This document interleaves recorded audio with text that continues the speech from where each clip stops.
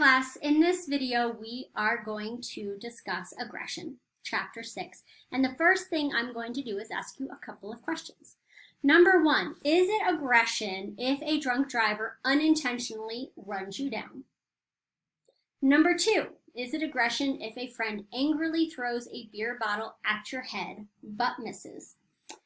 The answer to the first one is no, and the answer to number 2 is yes. The reason for that is aggression is the intentional action aimed at doing harm or causing physical or psychological pain. And in the first one, it was unintentional, so it can't be aggression. And in number 2, he was intentionally trying to throw something at you. When it comes to aggression, the success of the act doesn't matter. It's all about the intent of it. So number 2 is aggressive. For aggression, when it comes to humans, there are a few ideas about how much it is innate versus something it's learned. This is what we're going to talk about a lot for this chapter.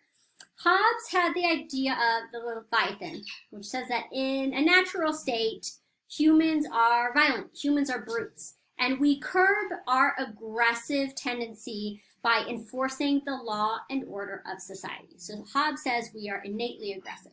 Rousseau had the idea of the noble savage. He says in a natural state, we're gentle creatures, and our restrictive society is what forces us to be hostile and aggressive. It's our environment that causes the aggression. Freud's idea was that we have some drives in us. We have eros and thanatos. Eros is our instinctual drive towards life, and thanatos is our instinctual drive towards death. And we have these drives that continue to build up in us, and you have to release them in some way. That is the hydraulic analogy. These drives continue to build in us until they're released through some sort of mechanism. So those are a few ideas about the basis. Let's get into some of the research. Xing-Yang Kuo studied this by raising a kitten in a cage with a rat. And instead of killing the rat, which is what you would think a cat would want to do with a rat, what that kitten did was it became good friends with the rat instead. It didn't chase it or other rats as well. So the kitten just stopped being interested in chasing rats. So this does not show that cats don't have an instinctual, aggressive drive towards rats. What his research showed was that your aggressive instincts can be curbed by early experience. Not that you don't have those instincts, but that instincts don't trump everything else. When it comes to genetics, rats who are raised in isolation will attack a fellow rat in a cage. It's just something that is sort of built into the rat. When it comes to humans, we are 98% genetically similar to 2 different primate species, chimps as well as bonobos. Same 98%. Chimps are very aggressive creatures, big fans of attacking each other. Bonobos aren't. They are one of the least aggressive species on Earth. If one bonobo group interacts with another one, they don't fight each other. They have a big group orgy. And so if we want to talk about aggressive genes in humans, we have the same connection with an aggressive species as well as a very peaceful species. So there's debate on how much it is genetic in humans. And so what I'm going to do right now is show you a little video specifically about this genes aggression connection and how it relates to humans and other animals. So watch that now.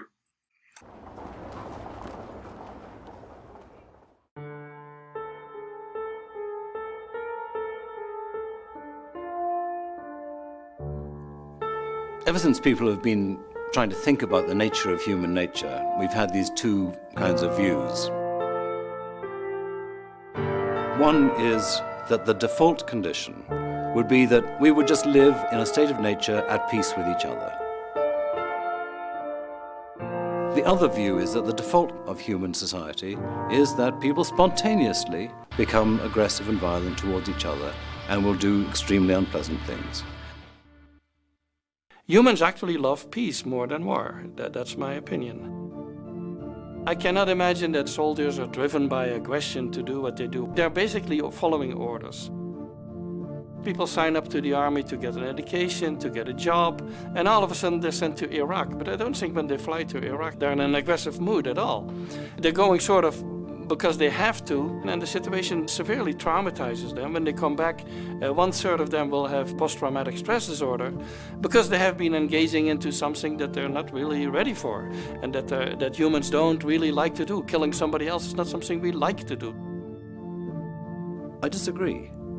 I think that modern war consists of much more than men being sent into battle against their will. A lot of it is men carrying out small platoon engagements in which they actually enjoy it and in which our psychological propensities to relish the opportunity to kill the enemy come fully into play.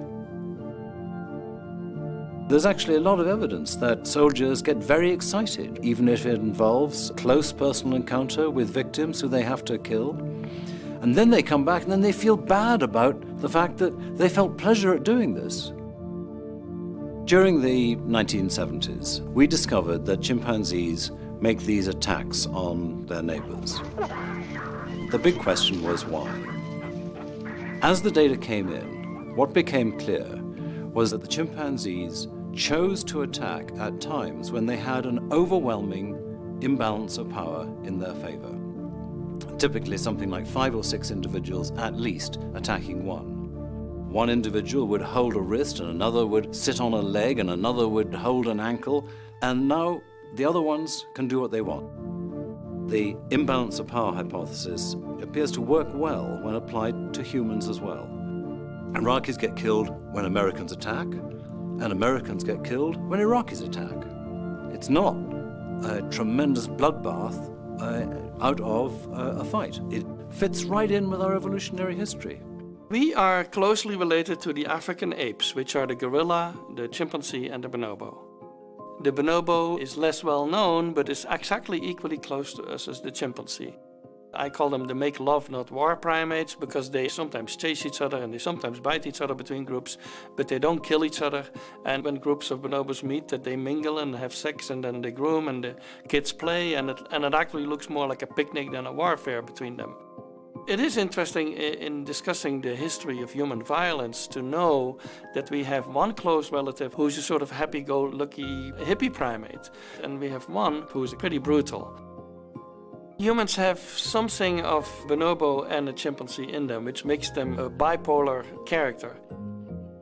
Most of the time, actually, we like to have a peaceful relationship with everybody around us. But at the same time, we can be aroused to a point under certain circumstances, either by political leaders or by an invasion or by some traumatic event. We can be aroused to a point that we start killing, and not killing on a small scale like chimpanzees do, but genocide. All of that is possible in the human species. When we are bad, we are worse than any primate that I know, and when we're good, we're actually better and more altruistic than any primate that I know. Aggressive tendencies will always be with us, but whether they translate into aggressive behavior is another question altogether. What we act on depends very much on our cognitive abilities that allow us to anticipate the consequences of what we do and to say, well, if I do this, I will get in trouble with the law, the other guy will retaliate, and that can allow us to negotiate agreements, to agree to third-party mediation, and to democratic governments that will ensure disinterested justice. We have a sense of empathy, which extends only to a family and friends, but which can be expanded as we realize that other people are made of the same stuff and therefore feel the same pains and pleasures. But we do have to have a set of moral norms and a set of cultural practices that lead people not to act on their aggressive impulses. By most measures, we're living in particularly peaceable times. There's less homicide than there used to be. There's less warfare. There's less genocide. So we've been doing something right. We can't really identify exactly what it is, but it sure would be good to find out. We should never think that this has come easily. We should always be thinking, now, under what conditions might we lose this? Because at any moment, when resources become scarce, when there is some kind of anarchic manifestation of society, then you can always have a danger of violence. And of course, nowadays, the dangers of violence are so much worse than in the past because of what people can do with a nuclear bomb and a suitcase. We still could be in grave danger, even if the overall trend is downward. But there are also surprisingly sudden outbreaks of peace. If in the 1980s someone were to predict that apartheid would be dismantled in South Africa without a race war or a bloodbath, if in the 1970s someone were to say that Israel and Egypt would sign a peace treaty which would survive for 30 years and counting, even after its architect, Anwar Sadat, was assassinated, they'd all say, "What were you smoking?" That it's impossible that you could have a transition to peace that sudden and unpredictable. The main incentive for conflict resolution, and that's where we need to work, is the value of the group and the value of relationships. If individuals recognize that their relationships are valuable to them, they will try to suppress conflict and try to ameliorate relationships after conflict has occurred. After World War II, that was the main reason of setting up the European Union, was to get France and Germany in an economic pact so that they depend on each other for their economies. You're basically then increasing the value of their relationship and hoping that peace will follow. And it did in Europe. It would be foolish to predict that conflicts such as India and Pakistan will be solved, or Israel-Palestine, but it's not out of the question. Stranger things have happened.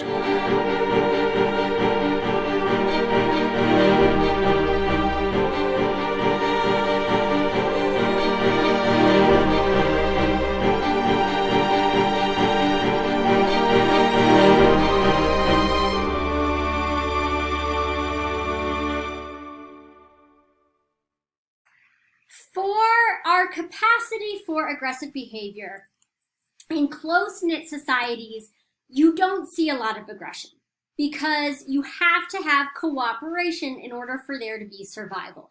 Aggression is seen as dangerous, and people who are really aggressive in small societies are often ostracized because if everyone starts fighting, they're not going to be able to survive as well.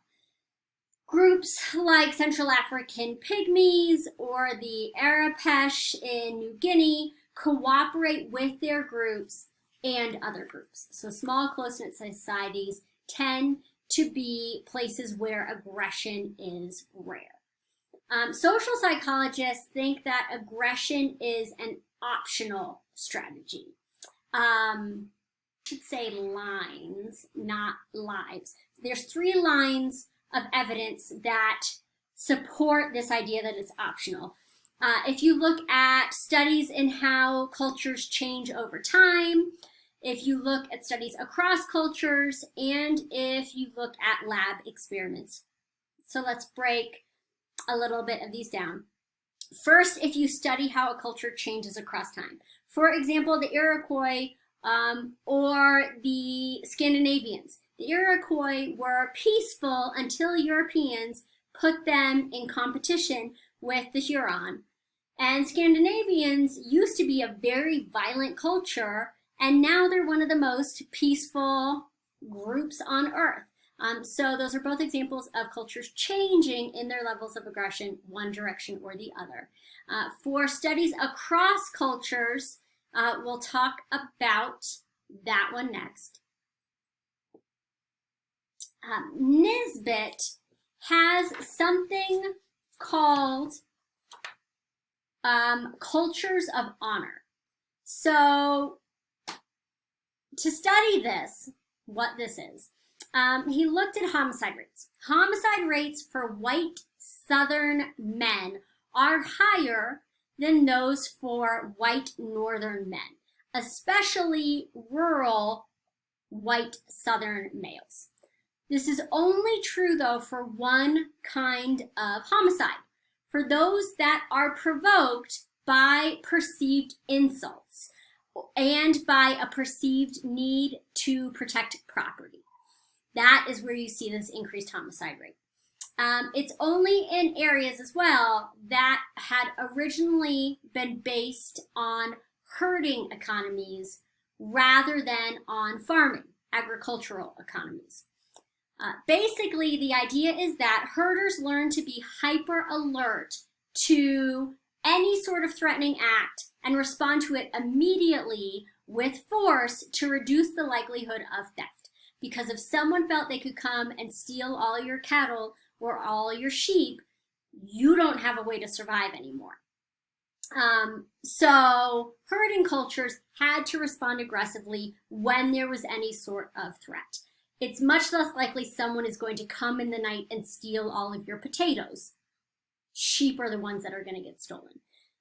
And this created that culture of honor, which is fostered by the emphasis on aggressiveness and vigilance that you found in these herding communities.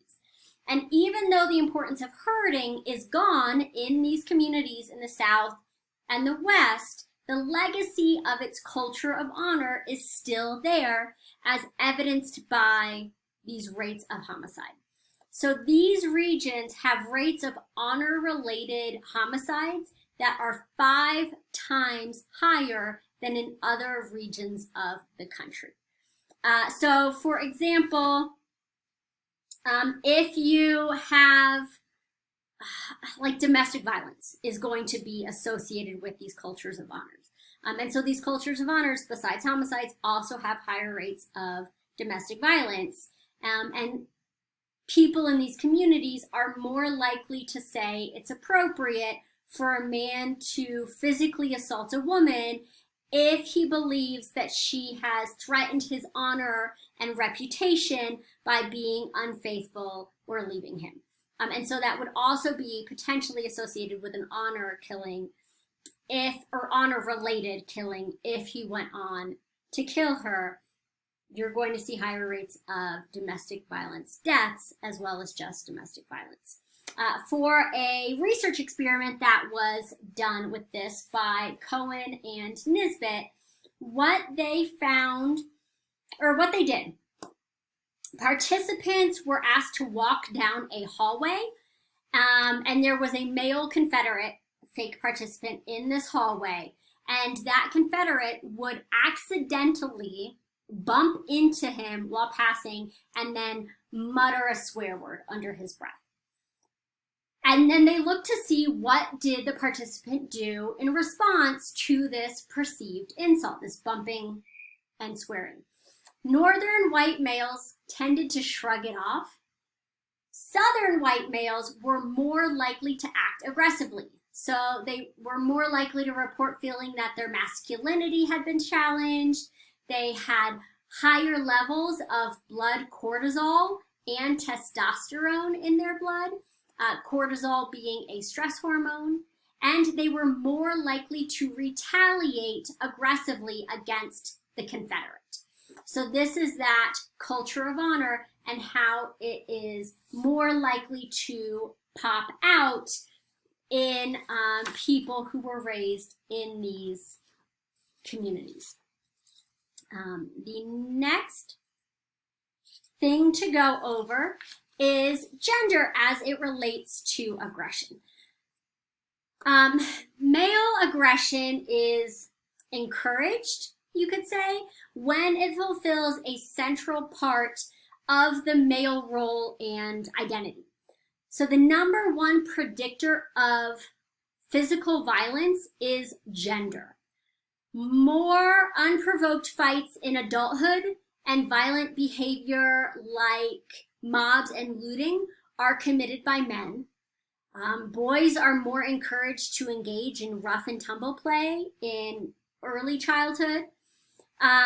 For Archer and McDaniel, what their study did, they read kids a story about an interpersonal conflict, and then the kids had to write the ending of the story.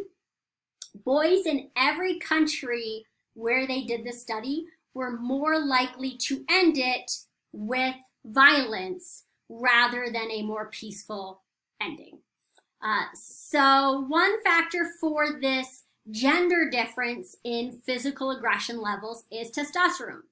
Men convicted of violent crimes had higher levels of testosterone than those convicted of nonviolent crimes. It's not just in humans. Rats who have been castrated, and so they don't have any more testosterone in them, were less aggressive than non-castrated rats. Robert Sapolsky found that even when testosterone is completely eliminated, though, in males, aggression continues to occur. So physical things like aggression levels play some difference in the physical aggression levels in men, but that's not the only factor. When we talk about physical aggression, most cases of extreme violence are perpetrated by men. For example, 8 in 10 murders are committed by men if it is killing a family member. So 8 in 10 familial murders are committed by men. The sex difference, though, tends to be because of a small number of extremely aggressive boys, not because on average all men are more aggressive than women. In a meta-analysis of 64 studies, it found that men are more aggressive than women under ordinary circumstances, but the gender differences shrunk significantly when men and women were insulted in experiments and when women were given the same chance to retaliate aggressively without having to be afraid of the repercussions. So, for example, one reason why women are not as physically aggressive as men for things like retaliation is because they tend to physically be weaker, and so they're worried if they are aggressive, how much damage will be done back to them. If they don't have to worry about that, if they can be physically aggressive without worrying about the retaliation, then the gender difference is almost gone. And in one study, it found that women in more aggressive societies, in this study it was Australia and New Zealand, showed greater evidence of physical aggression than men in culturally non-aggressive countries. Again, in this study, that was South Korea and Sweden. So Swedish men, less aggressive than Australian women. So again, it's not only genetics, it's not only physical differences, there is a cultural, societal component to this. And you also have to think about relational aggression. Relational aggression is hurting others by sabotaging their reputations and relationships. When you look at more than just physical aggression, if you take relational aggression into account when deciding someone's aggression level, then the gender difference disappears. Women make up ground when it comes to this relational aggression. For example, in one experiment, they used kids who were between 3 and 5 years old, and they had them play in groups of 3. And they gave them each a white piece of paper, and then they gave the group 3 crayons, and they were told to draw a picture. The problem was, for these groups of 3, 2 of the 3 crayons that they were going to use to draw on their white papers were white crayons. Only 1 was orange. And so the kids are fighting over which one gets the orange crayon and which 2 are stuck with the white crayon. Boys in these groups were more likely to use physical aggression to try to get the orange crayon to hit or push the kid who had it. Girls in these groups were more likely to use relational aggression, things like spreading rumors or ignoring the kid who had the orange crayon to make her cry. Another example of relational aggression is online bullying. When you are attacking people online, that is still aggression, even if you are not physically near them. The most frequent threats that minors are going to face, both online and offline, are relational aggression by their peers. Most kids who are the victims of aggressive acts in adolescence, it's not because they're getting beat up on the playground. It is this relational aggression, either online or their friend group at school who is picking on them, ignoring them, teasing them, that sort of thing. This next thing we're going to talk about is mostly related to Freud. Catharsis is the release of energy. And remember, Freud had his hydraulic analogy, which says that you have, in this case, for aggression, it's thanatos. It's that aggressive drive, the death instinct. And so it's building up in you. And unless there's a way to release it, to drain it off, you're going to explode. And so society performs, Freud would say, an essential function by regulating this thanatos, this death instinct, by helping people to sublimate this aggressive drive. And sublimation is a defense mechanism that Freud had, where he says that you find a socially acceptable outlet for your unacceptable urge. So you find a socially acceptable way to release this death instinct so you don't do an inappropriate thing. So question for you, is catharsis legit? Is catharsis actually effective in reducing aggression? It is not. It is not actually going to help you. So let's talk about some studies that show this. The first one was done by Bushman, and participants were made angry by having a Confederate, another student, fake participant, insult them. And then there were a few conditions. Some of the students, after being insulted, spent a few minutes hitting a punching bag, and they were encouraged to think about the student who had made them angry. This would be catharsis. So a socially acceptable way, hitting a punching bag instead of hitting the student.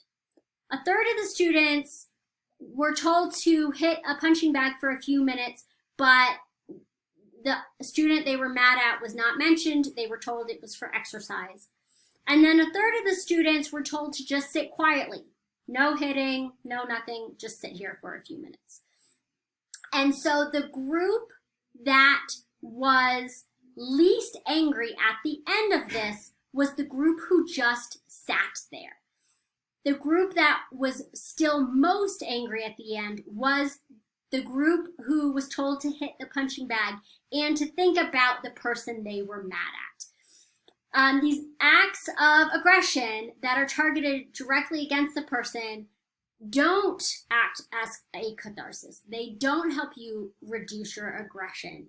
If anything, it makes you more aggressive. That was the angriest group at the end of this. For Green's experiment, what they did was they had a student paired with a Confederate, and the Confederate angered them by discussing opinions and then shocking the participant if the participant disagreed with them. The participant told, after that part, that it was now a study in the effects of punishment on learning, and the student was going to be the teacher, and the Confederate that had been shocking them was the learner. Some participants were required to shock the Confederate each time they made a mistake, and some participants just recorded their error, the Confederate's errors down, no shocking. After that, all the participants were given a chance to shock the Confederate. The participants who had shocked the Confederate in the second part of the study, during the learning component of the study, gave more intense and more frequent shocks than the ones who were just recording their errors. Again, the more people vent their anger by behaving aggressively, the angrier they become. It is not going to be cathartic. Another element of this is retaliation, overkill, and escalation. Once we express a negative feeling towards another person, it becomes easier to follow up that negative feeling with negative actions and more negative statements. Retaliation typically tends to be more severe than the initial shock or insult, attack, whatever it is. We tend to go harder than what we got originally. Like, for example, in the Green experiment, they were shocking more than that Confederate was originally shocking them. We tend to engage in overkill, and then that sets the stage for escalation, even more aggression, in order to have dissonance reduction. So let's talk about this by talking about Kahn's experiment. What they did was they had participants who had physiological indicators recorded by a medical technician. And while the medical tech was doing this, they would say mean things to the participant. There were two conditions. Half of the time, the students were allowed to vent their hostility about having mean things said to them by expressing their feelings about the tech to his employer, knowing that it would probably cost this person their job. Half of the time, the students weren't given this opportunity to express any aggression. No venting about the medical tech. In the first condition, where they were allowed to vent about the tech and potentially get them fired, they subsequently rated that tech worse, disliked that tech more at the end of the experiment, and expressed greater hostility towards the tech than the other group. So venting didn't help them get over their frustration at the tech saying mean things to them, made them dislike the tech more. It made them even more angry and wanting to do even more negative things. So again, this overkill, I mean, someone saying a few mean things to you and you get them fired, that's overkill. This is going to cause dissonance because you were just meaner than the person deserved. And that's going to make you feel like a bad person. You've got to decrease that dissonance somehow. The greater the discrepancy between what the perpetrator did to you and what your retaliation was, how much overkill it was, that's going to lead to greater dissonance. And the greater dissonance you have, the greater you are going to need to overcome it by denigrating that other person to justify how you treated them. So when the retaliation matches the provocation, when there isn't overkill, then you don't need to denigrate the person. You don't have to belittle them. But if it's overkill, then it's just going to escalate even more in order to cause that dissonance reduction that you need. And we are going to stop there for this video. Let me see. Do I want to?